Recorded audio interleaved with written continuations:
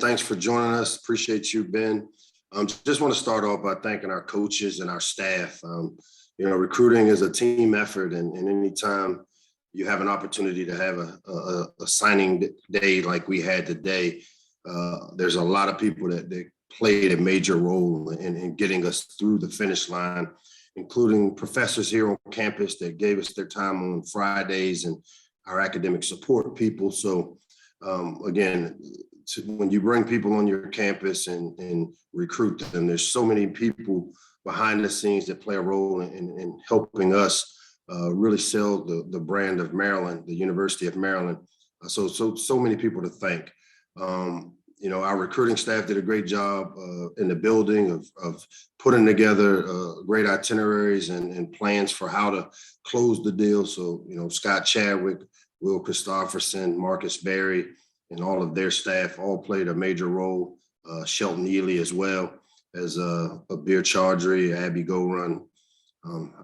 Try not to leave anybody's names off because they'll be upset. But, this is the day where you want to thank those people because so many little things go into this recruiting process. And, everybody talks about me as a closer and our coaching staff and how they recruit, but there's a lot of other people that played a major role in this. We signed a lot of high quality kids today. And as I've said to our staff, when you look at this class as a whole, and I think I've said this to each one of these guys, I really do see this class being kind of the DNA of the player-driven culture that we're working to create here. There's a number of these guys that have served as team captains.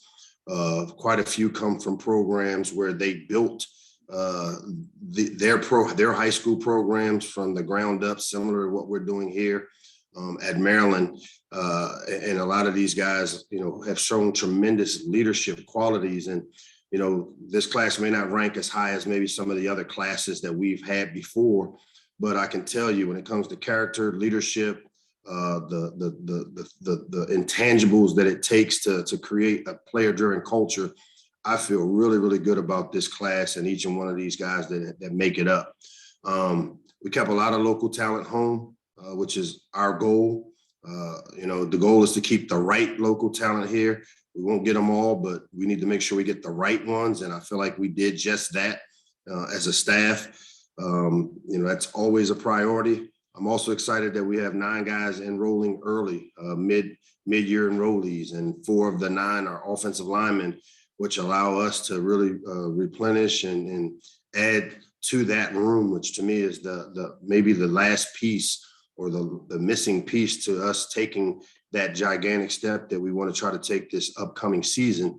And to be able to have these guys here to go through spring ball up front, get into a jump start on lifting, conditioning, and training will be really beneficial for our program as we continue to grow this thing. So with that, I'll open it up to questions from you guys. Thanks, Coach. Reminder, if you have a question, please send me a chat. We'll start with Ahmed Gafir. Hey, Coach. Obviously, getting a chance to add Jason Barham, Andre Roy this morning, just 2 big elite guys, and for them to be local, for them to come out of St. Francis. I mean, how did that happen? And then what is the magnitude of those 2 signings? How did it happen? A lot of hard work, pretty much a sleepless night. I can't tell you that I had any idea that it would happen, or, none of our coaches could say that we knew this would happen. But as with all our recruiting, our coaches just continue to remain very diligent in selling the Maryland brand. And, we've recruited those guys for 2-3 years now. There's some deep-rooted relationships that were already established. A guy like Elijah Brooks, who recruited him, or if they could recruit, I don't want to get him in trouble at DeMatha, but recruited him to DeMatha and has known him since, 6th grade. I've always told you guys about third-party validation, and for us here locally to have people that would stand in the gap for us to sell what great things we've done when we've been associated with some of these third-party individuals, really, I think, is what pushed it over the edge. I know both sets of parents would have loved to see their kids stay close to home. They both made decisions early on, and I think as they got closer to signing day, they started to see the value of what staying at home looks like But I also think us being able to show that as a program, we did take a significant step with our program by becoming a bowl eligible team and getting into this cycle, along with the addition of Jones Hill House, our new facility, really gave us gave us a lot of firepower in terms of being able to continue to press those guys and sell the vision I have for Maryland football. We'll go to Alex Stacey next. Hey, Coach, just to kind of follow up on that, obviously St. Francis is a big power, and these are kind of the first two really big guys you've been able to get from there. What's kind of the importance of being able to get a foot in the door, at a place like that, recruiting wise? Yeah, you know what, Alexander? I mean, I've had great success recruiting St. Francis over the years, wherever I've been, and I don't want to discount the guys we have in our program from there. Ja'Kai Green, TJ Butler, Joe Burns, are all guys that played and were part of building that great program that Coach Masai Halariam, a former Maryland football player, has built along with Biff Poggi, who I have a lot of respect for both those guys who've served as head coaches. And, I think they all know the brand that we have here and what we're building. We continue to develop great relationships with these high school area coaches to show them that, as the flagship university, we're doing our part to go out and recruit each and every high school in this state that has Division I talent. And, our coaches continue to do a great job of selling the Maryland brand to the high school kids and coaches that are here. And, to be able to get, Jay Sean and Andre Roy out of there, those were two of the right guys. I talked about us, getting some local players, but it's about getting the right local guys and, us trying to develop our offensive line position as well as our linebacker position. Those were major needs for us. And those are two of the top players in their position groups from this area. So to be able to close the deal and find a way to get those guys to believe in the vision we're selling is great for Maryland football. We'll go to Emily. Now that you've got these guys, I mean, where's the focus turn in terms of still filling up the remaining spots, probably with the transfer portal, the next signing period? What are you going to focus on there?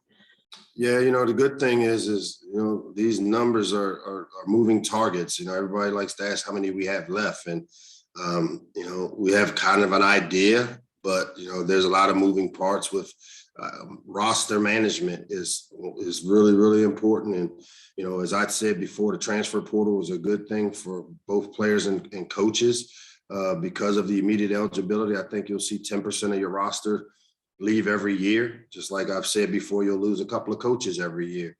It's just the nature of the business. So for us, we'll continue to, look at the transfer portal. There's also some high school kids that did not make decisions early that we've had visit us. So we'll continue to recruit those guys. And, usually the brunt of our class will be signed like it was today in the early signing period, but we'll continue to try to find any player that can help us improve our roster and give us the best chance to continue to build our program. We'll go to Wes Brown. Hey, Coach. So obviously, Octavian Smith is a guy who sort of went off the board in the summer and then sort of, became available later on. What sort of went into the chase to get him, and what kind of stuff on and off the field made him kind of, like you mentioned, a guy from a local high school that you wanted to bring in?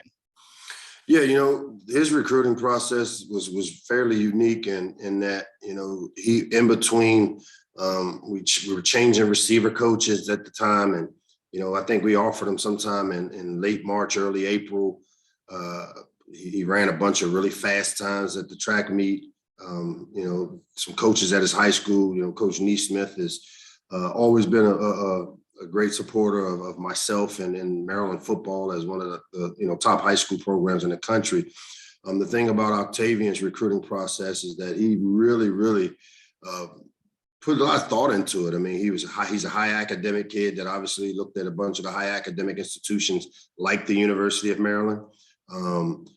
As he said in his video, didn't necessarily get off to the best foot early.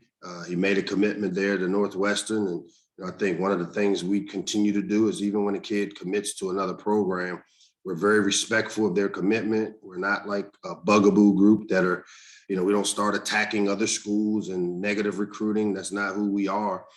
We congratulate them, but we also say, hey, if it's okay, we like to just kind of touch base with you off and on.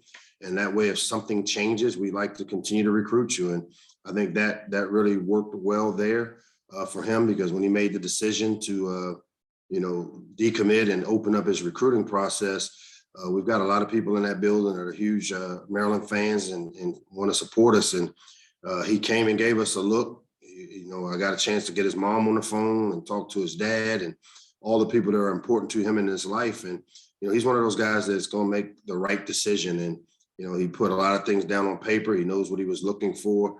And then when they came on their official visit, I think that just solidified for him, his mom, and his family that Maryland offered all the things they were looking for. And so we got us a great leader, a guy that led the Paint Branch program, I think, to a semifinal appearance. A big time. He was a quarterback in high school, so he's got great leadership skills. We obviously are transitioning him to the receiver position where, we lose 4 or 5 guys at that position, and we're adding a really talented playmaker on the offensive side of the ball with Octavian. We'll go to Scott Green next. Hey, Mike. Hey, Scott. One of the late additions here today was Max Cree. He's a JUCO. So can you kind of talk about, what went into landing him, and then how important it is to kind of have a more experienced offensive lineman in this class? Yeah, we were looking for either experienced JUCO players or transfer portal guys. And, obviously there's still some of those transfer portal guys out there that we feel can come in and help us early. And, Max has a unique story in that, he's a junior college player, but he was a qualifier out of high school. And he actually has 4 for 3 years. And we've been able to find these guys, the last few years where they come in and they have more than 2 years of eligibility. And he's a guy that was highly rated and highly evaluated out of junior college, one of the top JUCO tackles in the country. And when we got him here on campus, we liked his size. We think his best football is still ahead of him because we feel like he has the framework to be able to put some size, mass, and strength on. And, with the type of eligibility he has, it's not necessarily important that he has to come in and play right away. But, I think he definitely has the skill set that we're looking for to be able to improve our depth and add to our offensive line room. We'll go to David Barnes. Coach, to follow up on the question about the offensive line, how are these guys that are coming in, how do they reflect any changes maybe you thought over having seen what the Big Ten is like, the defensive line and maybe the bigger guys in the offensive line you've played up against? So where is your sort of recruiting thoughts changed now in your 3rd year? Yeah, our recruiting thoughts haven't changed. We had a system that we put in when we got here. It wasn't my first rodeo being in the Big Ten, so I knew it was important to increase our size, strength, and power on the O-line and D-line. We addressed the D-line last year in recruiting. It's not something that you can kind of do in one big recruiting class. And so we've had a plan on how we were going to attack it. And as you'll see this year, we're heavy loaded on offensive tackle body types. We haven't had a bunch of tackle bodies. We added DJ Glaze a year ago.